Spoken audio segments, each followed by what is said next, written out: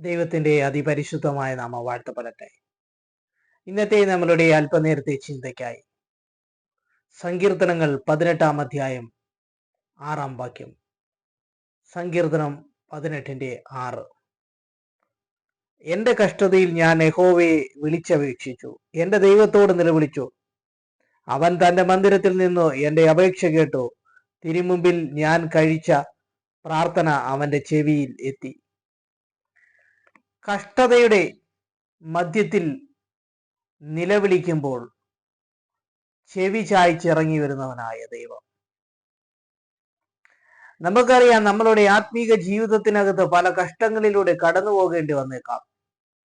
എന്നാൽ ആ കഷ്ടത്തിന്റെ നടുവിൽ കൂടെ നമ്മളെ വഴി നടത്തുമ്പോൾ, ആ കഷ്ടത്തിന്റെ നടുവിൽ നമ്മൾ ദൈവത്തോട് നിലവിളിക്കുമ്പോൾ അവൻ നമുക്ക് ഉത്തരം നൽകുവാനായി അവന്റെ മന്ദിരത്തിൽ നിന്ന് നമുക്ക് ചെവി ചായ്ച്ചിറങ്ങി വരുന്നവനാണ് നമ്മുടെ ദൈവം. അത്യുന്നതനായ ദൈവം ആകാശത്തെയും ഭൂമിയെയും സൃഷ്ടിച്ചപ്പോൾ മനുഷ്യനെ തന്റെ സ്വരൂപത്തിൽ സൃഷ്ടിച്ചു. ആ മനുഷ്യനെ കുറിച്ചുള്ള സകല ഉത്തരവാദിത്വവും ദൈവത്തിനുണ്ട്. ആ മനുഷ്യനെ കരുതുന്ന ദൈവമാണ് നമ്മളുടെ ദൈവം, സൃഷ്ടാവായ ദൈവം. അതുകൊണ്ടാണ് കർത്താവ് പറയുന്നത്, നിങ്ങൾ ഒന്നിനെക്കുറിച്ചും ആകുലപ്പെടരുത്. ആഹാരത്തെക്കുറിച്ചും വസ്ത്രത്തെക്കുറിച്ചും ജീവിതത്തെക്കുറിച്ചും ഒന്നും നമ്മൾ ആകുലപ്പെടരുത്. കാരണം സൃഷ്ടാവായ ദൈവം നമുക്ക് വേണ്ടി കരുതുന്നവനാണ്. എന്നാൽ പരീക്ഷ സഹിക്കുന്ന മനുഷ്യൻ ഭാഗ്യവാനാണ്. അവൻ കൊള്ളാവുന്നവനായി കഴിയുമ്പോൾ അവന് ദൈവം ഒരു കിരീടം കൊടുക്കും. അപ്പോൾ മനുഷ്യന് പരീക്ഷണം എന്ന് പറയുന്നത് ഒരുപക്ഷെ ആവേശികമായ കാര്യമാണ്. ആത്മീക ജീവിതത്തിൽ ചിലപ്പോൾ ദൈവം പരീക്ഷണങ്ങളിൽ കടന്നു പോകുമ്പോൾ കഷ്ടത്തിന്റെ നടുവിൽ കൂടെ നമ്മൾ കടന്നുപോയേക്കാം. എന്നാൽ കഷ്ടതയുടെ മധ്യത്തിൽ നിലവിളിക്കുമ്പോൾ ആ നിലവിളിക്ക് ചെവി തരുന്നവനാണ് നമ്മുടെ ദൈവം. അതുകൊണ്ട് നമുക്ക് ഇന്നത്തെ ചിന്ത എന്ന് പറയുന്നത്, കഷ്ടതയുടെ നടുവിലെ നിലവിളിക്ക് ചെവി തരുന്ന ദൈവം. നമുക്കറിയാം, നമ്മുടെ ജീവിതത്തിനകത്ത് പലതരത്തിലുള്ള കഷ്ടതകൾ വന്നേക്കാം. ഭൂമിയിൽ ഒരുപക്ഷെ ക്ഷാമം വന്നു കഴിഞ്ഞാൽ നമുക്ക് കഷ്ടത വന്നേക്കാം. രോഗം ഒരു കഷ്ടതയാണ്. അല്ലെങ്കിൽ സാമ്പത്തികമായിട്ടുള്ള ഞെരുക്കം ഒരു കഷ്ടതയാണ്. നമ്മളുടെ കുടുംബജീവിതത്തിനകത്ത് ഒരുപക്ഷെ കഷ്ടത വന്നു ചേരാം. നമ്മൾ ഏതെങ്കിലും മേഖലകളിൽ ഒരുപക്ഷെ നമ്മുടെ ജീവിതത്തിനകത്ത് കഷ്ടതകൾ വന്നേക്കുമെന്ന് വരാം. എന്നാൽ നമ്മളുടെ ദൈവം ഈ കഷ്ടതയുടെ നടുവിൽ നമ്മൾ നിലവിളിക്കുമ്പോൾ ചെവി ചായ്ച്ചിറങ്ങി വരുന്നവനാണ് ദൈവം. നമുക്കറിയാം, യോബിന്റെ ജീവിതം പഠിക്കുമ്പോൾ യോബിന് ദൈവം ഒരു പരീക്ഷണം അനുവദിച്ചതുകൊണ്ട് സാത്താൻ യോബിനെ പരീക്ഷിച്ചു. അവന്റെ സമ്പത്തിന്റെ എല്ലാ ഭാഗവും നശിക്കുന്ന ഒരവസ്ഥയിലേക്ക് വന്നു. അവന് കുഷ്ഠരോഗം ബാധിക്കുന്നതായിട്ട് നമുക്കറിയാം. എന്നാൽ ഈ പരീക്ഷണത്തിൽ യോബ് ദൈവത്തിൽ ഉറച്ചു നിന്നു. കഷ്ടത്തിലൂടെ കടന്നു പോകുന്ന ഒരു വ്യക്തിയാണ് യോബ് എന്ന് പറയുന്നത്. അതുകൊണ്ട് നമ്മളുടെ ജീവിതത്തിനകത്ത് യോബിന്റെ ജീവിതത്തെക്കുറിച്ച് പഠിക്കുമ്പോൾ നമുക്ക് മനസ്സിലാക്കുവാൻ സാധിക്കുന്നത്, പ്രാർത്ഥനയും ആത്മീക ജീവിതവും ആരാധനയും ഉണ്ടെങ്കിൽ ഒരുപക്ഷെ നമുക്ക് പരീക്ഷണങ്ങൾ ഒരുപക്ഷെ കടന്നു വന്നു എന്ന് വരാം. എന്നാൽ യോബിന്റെ ജീവിതത്തിനകത്ത് യോബ് ദൈവസന്നിധിയിൽ ശക്തനായിരുന്നു. അതുപോലെ നമ്മുടെ ജീവിതത്തിനകത്ത് കഷ്ടം വന്നുവെങ്കിൽ നമ്മൾ ദൈവസന്നിധിയിൽ വിശ്വസ്തരായിട്ടിരിക്കാം. ആ കഷ്ടതയിൽ നമ്മൾ ദൈവത്തോട് നിലവിളിക്കുമ്പോൾ അവന്റെ മന്ദിരത്തിൽ നിന്ന് ചെവി കേൾക്കുന്നവനാണ് ദൈവം. കഷ്ടതയുടെ നടുവിലെ നിലവിളിക്ക് ചെവി തരുന്നവനായ ദൈവം.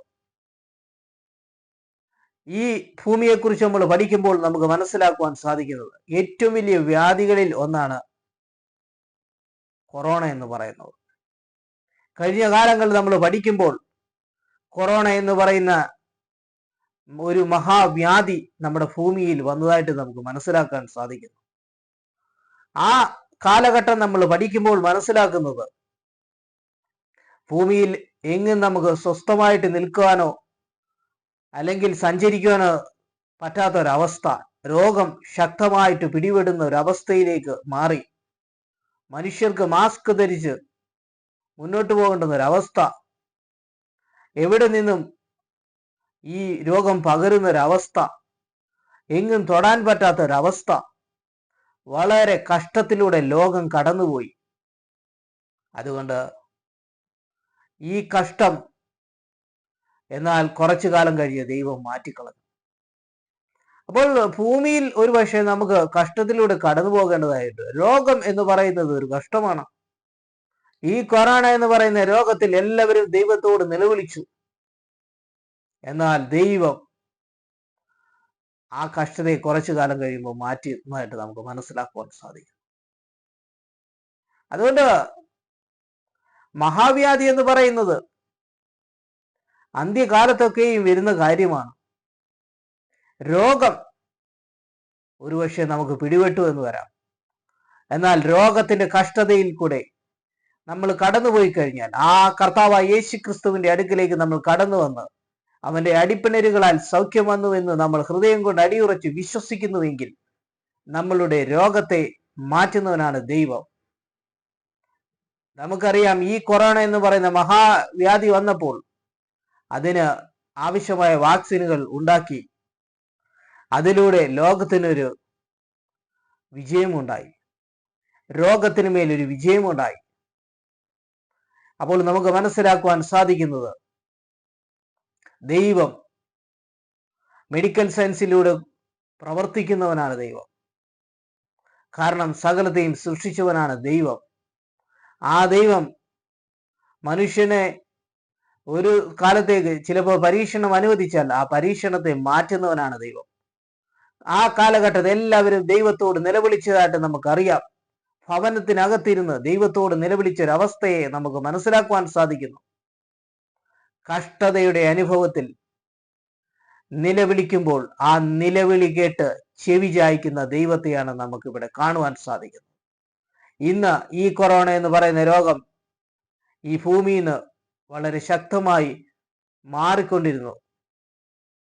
അപ്പോൾ പണ്ടത്തെ അവസ്ഥയിൽ നിന്ന് വളരെയധികം മാറ്റമുണ്ടായതായിട്ട് നമുക്ക് മനസ്സിലാക്കുവാൻ സാധിക്കും. രോഗത്തെ മാറ്റുന്നവനാണ് ദൈവം.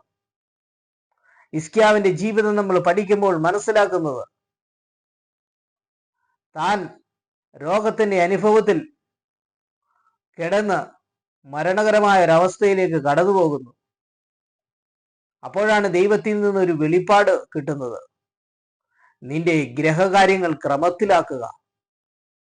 അപ്പോൾ ഉടൻ തന്നെ മരണപ്പെടും എന്നുള്ളൊരു അവസ്ഥയിലേക്ക് ഹിസ്കിയാവിന്റെ ജീവിതം മാറുകയാണ്. എന്നാൽ ഹിസ്കിയാവ് രോഗത്തിന്റെ മധ്യത്തിൽ പതറാതെ ദൈവത്തിൽ വിശ്വസിച്ചു. ഹിസ്കിയാവ് ചുമരോട് ചേർന്ന് വളരെയധികം ദൈവത്തോട് പ്രാർത്ഥിക്കുമ്പോൾ ദൈവം അവന് 15 സംവത്സരം നീട്ടിക്കൊടുത്തു. കഷ്ടതയിൽ നിലവിളിക്കുമ്പോൾ ചെവി ചായ്ച്ച് ഇറങ്ങി വരുന്ന ദൈവത്തെയാണ് ഹിസ്കിയാവിന്റെ ജീവിതത്തിനകത്തൂടെ നമുക്ക് കാണുവാൻ സാധിക്കുന്നത്. ഇന്ന് നിന്റെ ജീവിതത്തിനകത്ത് കഷ്ടതയുടെ അനുഭവവും ഒരു രോഗത്തിന്റെ അനുഭവത്തിലൂടെ കടന്നു പോകുന്നുവെങ്കിൽ, അടിയുറച്ച് വിശ്വസിച്ച് ദൈവസന്നിധിയിൽ വരുന്നുവെങ്കിൽ, ആ ദൈവം ഹിസ്കിയാവിന്റെ പ്രാർത്ഥന കേട്ടതുപോലെ നമ്മളുടെ ജീവിതത്തിനകത്ത് രോഗസൗഖ്യം തന്ന് കഷ്ടതയിൽ നമുക്ക് വിടുതൽ തരുന്ന ദൈവമാണ് നമ്മളുടെ ദൈവം. അതുകൊണ്ട് രോഗമെന്ന് പറയുന്നത് ഒരു കഷ്ടതയാണ്.